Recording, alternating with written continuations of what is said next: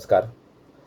आज की इस वीडियो में हम भाषा विज्ञान के प्रधान अंग जिसमें शब्द विज्ञान, वाक्य विज्ञान और अर्थ विज्ञान की जानकारी लेने वाले हैं। इसके पहले जो वीडियो किया गया था भाषा विज्ञान के प्रधान अंग, जिसमें हमने ध्वनि विज्ञान और पद विज्ञान को देख लिया कि ध्वनि विज्ञान के अंतर्गत किन किन मुद्दों का अध्ययन जो है किया जाता है। जैसे वाग यंत्र, जिसे हम उच्चारण अवयव भी कह सकते हैं। किस तरह से उच्चारण जो है या ध्वनि किस तरह से बाहर निकलती है, ध्वनियों का वर्गीकरण किस तरह से अलग अलग प्रकार से होता है, इसका जो है अध्ययन जो है या उसके बारे में जानकारी जो है पिछले लेक्चर में हमने देख ली थी या पिछले वीडियो में हमने देख लिया था। और उसके बाद पद विज्ञान को भी हमने देख लिया था कि किस तरह से शब्द जो है जब तक वह डिक्शनरी या शब्दकोश में होता है तब तक वह शब्द होता है, और जब वह वाक्य में प्रयुक्त होता है तो वह पद बन जाता है। तो पद विज्ञान के अंतर्गत जो है पद के बारे में पूरी की पूरी जानकारी किस तरह से ली जाती है, पद कैसे बनते हैं, इसके बारे में हमने देख लिया है। तो इस वीडियो में हम शब्द विज्ञान, वाक्य विज्ञान और अर्थ विज्ञान के बारे में जो है देखने वाले हैं। अब पहली बात आती है शब्द विज्ञान की। तो शब्द विज्ञान जैसे हम कहते हैं कि सार्थक शब्द समूहों को जो है हम वाक्य कहते हैं और वाक्य से भाषा बनती है। तो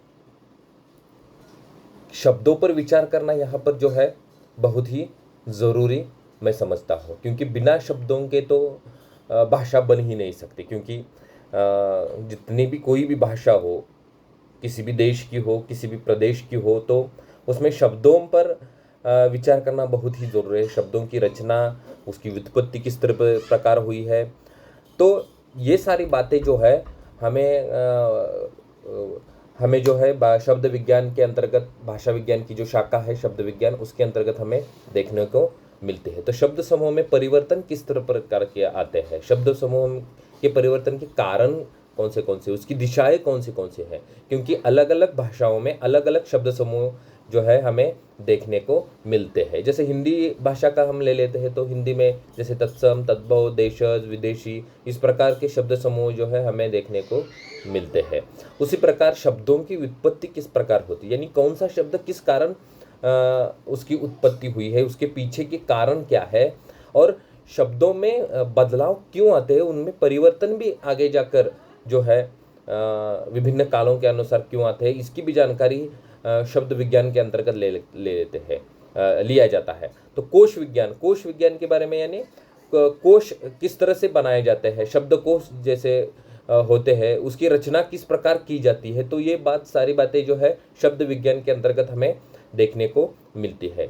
या शब्दों का ऐतिहासिक और तुलनात्मक अध्ययन भी किया जाता है, यानी एक आध शब्द जो है प्राचीन काल में उस शब्द का इस्तेमाल किस लिए किया जाता था और आज के लिए किस लिए किया जाता है। जैसे सूर और असुर शब्द के बारे में जैसे कहा जाता है कि सूर शब्द किस लिए इस्तेमाल किया जाता था, असुर, जैसे असुर शब्द जो है पहले देवताओं के लिए इस्तेमाल किया जाता था और अब जो है राक्षसों के लिए जो है प्रयुक्त किया जाता है। तो ये बदलाव जो है क्यों आए, तो ये सारी बातें जो है आपको शब्द विज्ञान जो है उसमें देखने को मिलेंगी। तो शब्द विज्ञान के अंदर क्या क्या देखने को मिलेगा, कि किस तरह से कोश बनाए जाते हैं, कोश बनाने के नियम क्या है, वो शब्दकोश के बारे में, उसके साथ साथ शब्दों का ऐतिहासिक और तुलनात्मक अध्ययन भी किया जाता है। शब्द समूह से किस प्रकार बनते हैं, शब्द समूह में परिवर्तन कैसे आते हैं, शब्द समूह की दिशाएं कौन से होती है, तो या शब्दों की व्युत्पत्ति यानी उत्पत्ति जिसे हम कहते हैं वो कैसे होती है, क्यों होती है, ये सारी जानकारी आपको जो है शब्द विज्ञान के अंतर्गत देखने को जो है मिलती है। उसके बाद आता है वाक्य विज्ञान। अब जैसे कई लोग, जैसे मैंने पहले भी बताया है, इस वीडियो में भी बताया है कि केवल सार्थक शब्द समूहों को ही हम वाक्य नहीं कह सकते हैं। तो वाक्य की एक अलग प्रकार की रचना होती है, वो क्या होती है, वो सारी बातें वाक्य विज्ञान के अंतर्गत आती है। हम यहाँ पर केवल हिंदी भाषा की बात नहीं कर रहे हैं, तो हिंदी के साथ साथ विश्व की जितनी भी भाषाएं हैं उनकी वाक्यों की रचना किस प्रकार से होती है, क्योंकि अलग अलग प्रकार की रचना होगी। जैसे हिंदी मराठी में कर्ता कर्म क्रिया ये बातें आती है, ये अंग्रेजी में अलग होगी, नेपाली में अलग, मारवाड़ी में, यानी अलग अलग भाषाओं के अनुसार वाक्यों की रचना जो है अलग अलग होती है। जैसे ध्वनि भाषा की महत्वपूर्ण या भाषा की एक छोटी इकाई मानी जाती है ध्वनि, भाषा की लघुत्तम इकाई मानी जाती है, उस तरह भाषा का महत्वपूर्ण अंग जो है वो वाक्य माना जाता है, क्योंकि विभिन्न वाक्यों को मिलाकर ही जो है हमारी भाषा जो है बनती है। लेकिन वह उन वाक्यों में भी रचना होनी चाहिए। कुछ भी वाक्य हम जोड़ देंगे तो वह भाषा का निर्माण नहीं होगा, वो सारी बातें भी वाक्य विज्ञान के अंतर्गत भी देखी जाती है। उसके बाद वाक्य रचना जो बनती है, वह वाक्य रचना किस तरह से बनती है, उसके पीछे जो मनोवैज्ञानिक कारण है उसके पीछे वो भी देखी जाते हैं, क्योंकि कोई व्यक्ति क्यों बोल रहा है, क्या बोल रहा है, उसके पीछे उसका मनोवैज्ञानिक कारण क्या है, उसकी मानसिकता क्या है, इसके बारे में भी जो है वाक्य विज्ञान के अंतर्गत जो है देखा जाता है। उसके बाद जो है वाक्य के प्रयोग की स्थिति और उसके अर्थ पर भी विचार होता है, यानी वाक्य का प्रयोग किस तरह से होता है, किन परिस्थितियों में कौन सा वाक्य जो है प्रयुक्त किया जाता है, तो उसका अध्ययन भी जो है वाक्य विज्ञान के अंतर्गत किया जाता है। साथ में वाक्य प्रयोग की स्थिति और उसका अर्थ जो है किस प्रकार से निकलता है, यानी वाक्य तो हम प्रयोग करते हैं लेकिन उस स्थिति के अनुसार उसका अर्थ जो है किस तरह से बदल जाते हैं, ये भी अध्ययन जो है वाक्य विज्ञान के अंतर्गत किया जाता है। सार्थक वाक्य कौन से होते हैं, सार्थक वाक्यों की रचना किस प्रकार से होती है, ये सारी बातें वाक्य विज्ञान के अंतर्गत अध्ययन जो उनका है किया जाता है। वाक्य के अंग जिनका अध्ययन जो है वाक्य विज्ञान के अंतर्गत जो होता है, यानी वाक्य के अंग कौन से हैं, उद्देश्य और विधेय, यानी जिसके बारे में बोला जाता है या जिसके बारे में लिखा गया है वो उद्देश्य होता है, और जिसके बारे में जो कुछ लिखा गया है वो विधेय होता है। ठीक है, तो ये सारी बातें भी वाक्य विज्ञान के अंतर्गत जो है देखी जाती है। वाक्य के भेद कौन से है, जैसे प्रश्न रचना के आधार पर जैसे वाक्य के भेद होते हैं कि सरल वाक्य, संयुक्त वाक्य, मिश्र वाक्य, उसके साथ साथ अर्थ के आधार पर होते हैं विधानार्थक वाक्य, विस्मयादिबोधक वाक्य, प्रश्नवाचक वाक्य, नकारात्मक वाक्य, संकेतार्थक वाक्य। तो इस तरह से जो है अलग अलग, अब एक भाषा का हो गया, अलग अलग भाषाओं में अलग अलग वाक्यों के भेद होंगे, उसका भी अध्ययन जो है यहाँ पर जो है वाक्य विज्ञान के अंतर्गत किया जाता है। वाक्यों में परिवर्तन किस प्रकार से आता है और क्यों आता है, उसके परिवर्तन की दिशाओं का कारण क्या है, उसका भी अध्ययन जो है वाक्य विज्ञान के अंतर्गत जो है किया जाता है। तो भाषा में का महत्वपूर्ण अंग क्या है, वाक्य है। ये आप ऑब्जेक्टिव के लिए इसको ध्यान में रखिए। ध्वनि जो है भाषा की एक लघुत्तम इकाई है, लेकिन वाक्य जो है भाषा का महत्वपूर्ण अंग है।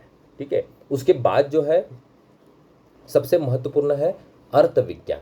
अब अर्थ क्या है, बिना अर्थ के जो है भाषा का कोई मतलब ही नहीं।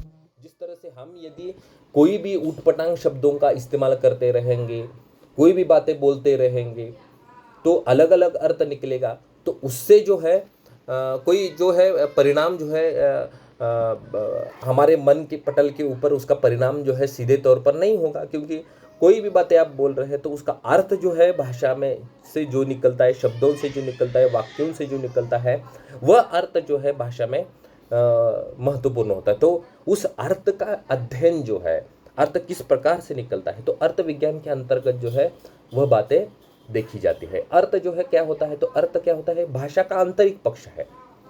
ठीक है, यदि हम कहें कि भाषा की आत्मा ही अर्थ है तो भी चल सकता है। ये वाक्य या शब्द ये जो है भाषा के विविध अंग या शरीर कह सकते हैं उसको, लेकिन अर्थ जो है भाषा का की क्या है, आत्मा है, उसका आंतरिक पक्ष है। ठीक है, यदि आत्मा ही किसी के शरीर में नहीं है तो शरीर का होना या न होना उसका कोई मतलब ही नहीं है। ठीक है, उसके बाद भाषा के उद्देश्य सफलता में अर्थ का क्या होता है, महत्वपूर्ण स्थान होता है। बिना अर्थ के जो है भाषा के उद्देश्य सफलता जो है नहीं होगी। ठीक है, उसके बाद कई लोग जो है इसे मनोविज्ञान का विषय मानते हैं, और ये बात हम सही भी कह सकते हैं, क्योंकि अर्थ जो है अलग अलग प्रकार के अर्थ जो है लिए जाते हैं, और वो मनोवैज्ञानिक तौर तरीके पर होते हैं। अब इसे ये वाद विवाद का विषय है कि अर्थ विज्ञान को मनोविज्ञान का विषय मान लिया जाए या भाषा विज्ञान का विषय मान लिया जाए, लेकिन अभी तो जो है अर्थ विज्ञान, भाषा में अर्थ महत्वपूर्ण होता है तो भाषा विज्ञान में अर्थ विज्ञान का भी महत्वपूर्ण स्थान है। तो यहाँ पर हम ये कह सकते हैं कि कुछ विद्वानों ने इसे मनोविज्ञान का विषय माना है, लेकिन मनोविज्ञान का सहारा लेकर अर्थविज्ञान का अध्ययन जो है किया जा सकता है। ठीक है। उसके बाद अर्थ परिवर्तन के कारण कौन से हैं, यानी अर्थ में बदलाव जो है क्यों आते हैं, अर्थ में बदलाव जो है क्यों आते हैं, चाहे वो शब्दों के अर्थों में बदलाव हो, वाक्यों के अर्थों में बदलाव हो, तो किस तरह से उनमें जो है बदलाव जो है आते हैं, उनको देखना भी जरूरी होता है। तो ये सारी बातें जो है अर्थ विज्ञान के अंतर्गत जो है अच्छी तरीके से जो है इसका अध्ययन जो है किया जाता है। तो भाषा विज्ञान के प्रधान अंगों में जो है पहले हमने पिछले वीडियो में ध्वनि विज्ञान, उसके बाद पद विज्ञान, उसके बाद जो है आज की वीडियो में हम देख रहे हैं कि शब्द विज्ञान, वाक्य विज्ञान, अर्थ विज्ञान। शब्द विज्ञान के अंतर्गत जो है शब्द समूह, शब्दों में होने वाले परिवर्तन, शब्दों की व्युत्पत्ति जो है, इनका जो है अध्ययन जो है ठीक ठाक तरीके से जो है किया जाता है। और ये शब्दों का अध्ययन, जैसे मैंने पहले भी बताया कि ये शब्दों का अध्ययन केवल हिंदी भाषा से संबंधित नहीं है।